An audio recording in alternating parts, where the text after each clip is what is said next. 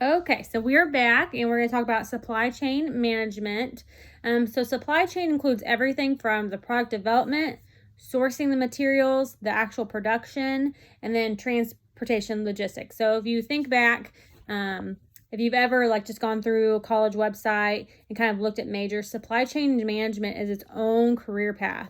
So it is a very big part of the process for a company. So supply chain management activities maximize customer value and how the company can gain a competitive edge.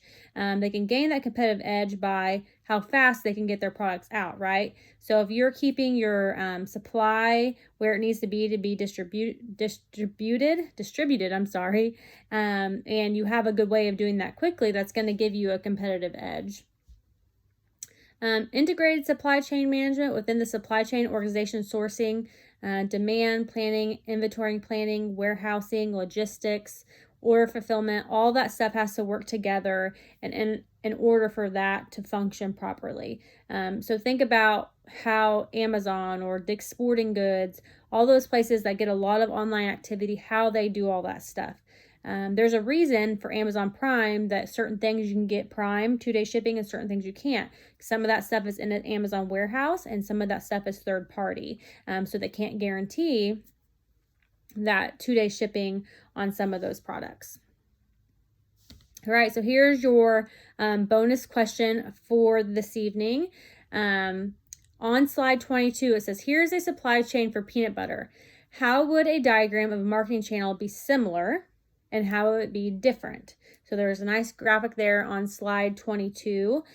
So answer, how would a diagram of a marketing channel be similar and how would it be different? Okay, so now I'm going to pull up for you the next PowerPoint.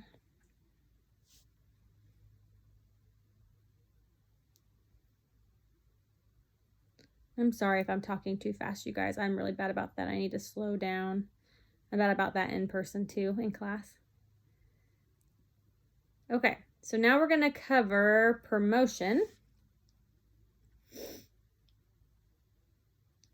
soon as it pulls up here.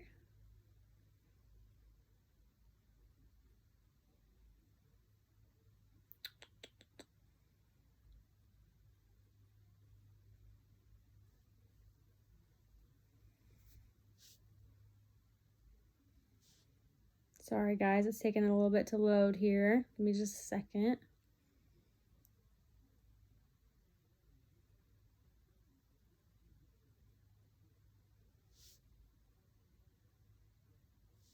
Okay, so promotion, integrated marketing communication. So the promotion mix, right? We've heard the term mix a lot in what we've been learning, and typically we hear the marketing mix, but there's also something called the promotion mix. So there are many different ways marketing communication can happen in order to make that promotion mix work. So on the second slide, the third slide of this PowerPoint, there's a nice little graphic there. It says marketing communication methods. And so it shows how the product, the price, the promotion, the place all surround the target market and how that is all important to make sure that you're reaching that target market. And then in green, you'll see how promotion, advertising, public relations, digital marketing, print marketing, personal selling, how that all kind of blends together and helps you with that promotion mix. Okay, so we're back with, it covers the channel structures again. Why is this? So again, they have direct channel, retail channel, wholesale channel, and agent channel. So your key messages that you want to be putting out there for your product, expressing the main idea you want people to understand and remember what you are offering. Resonate with the audience you are targeting. So what is it that's going to pull them in and make them want to buy your product? And then articulate clearly and concisely what you need to communicate about. So this is your promotion mix, right? What you're thinking about when you're putting out there for promotion. Traits of a good message: concise, simple, strategic, convincing, relevant, memorable, and tailored. So it is a mix of all these traits to help bring in that customer to buy that product. Okay, on slide 7, we have a graphic for messaging framework. So it starts at the brand promise and the positioning statement, and then it goes to the target audience and then the primary message. Call to action is the very bottom, and the call to action is what's making you go purchase. So call to action, that's you yourself saying, oh, okay, I'm going to go act on that purchase because I believe in what they're saying. I want to try their product. I think it's going to benefit my life in some way, whatever it might be. Okay, so refining your message. You have to make sure that you are in alignment with your company and what your company has to offer. Making sure that you are appealing to people's hearts and their minds, both.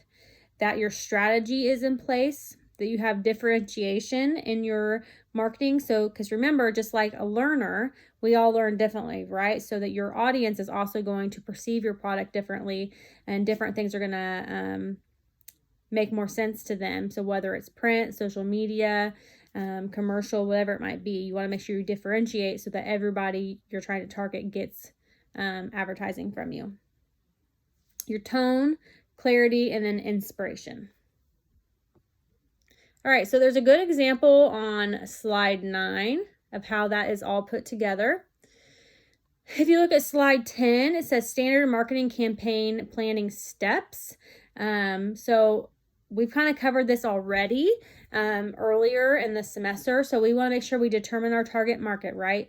And target markets can be all kinds of different things between age, race, gender, career clusters, all kinds of stuff.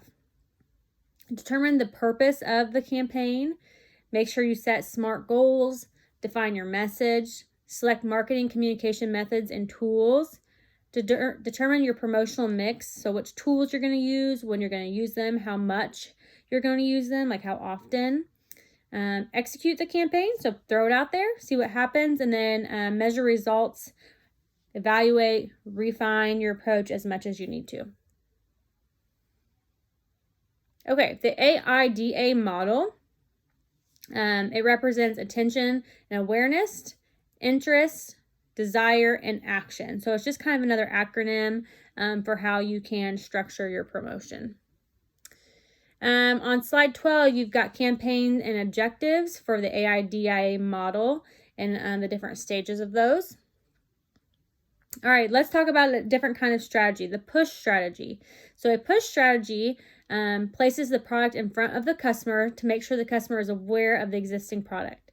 Push strategies also create incentives for retailers to stock products and put them in front of the customer. Point of sale displays that make a product highly visible to the customer, and then the retailer incentives to stock and sell products such as discounted bulk pricing, which means they're going to be making more money. So that is one strategy. Then we have opposite of that, a pull strategy. So a pull strategy stimulates demand and motivates customers to actively seek out a specific product. So amid primarily at the end users rather than the retailers or other middle users in the value chain.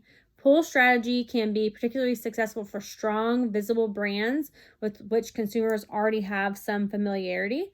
So examples of that would be mass media advertising, marketing communications with existing customers to make sure they're aware of new products, and then referrals of word of mouth from existing customers. So engagement strategies would include social media, marketing events, word of mouth, social media, public relations, case studies. There's a whole list of them there on slide 15 that you can take a look at. SMART goals, I hope you guys all know what that stands for. I'm sure that you hopefully have heard that term before. It's pretty popular. So making sure your goals are specific, measurable, assignable, realistic, and then time related. You have to have a timeline, know when your cutoff is there for your goal.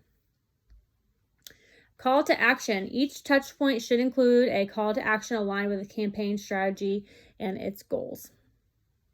Okay, so I'm going to take a break right here to make sure this doesn't go too long so I can upload it easily for you guys, and we'll be back in just a second.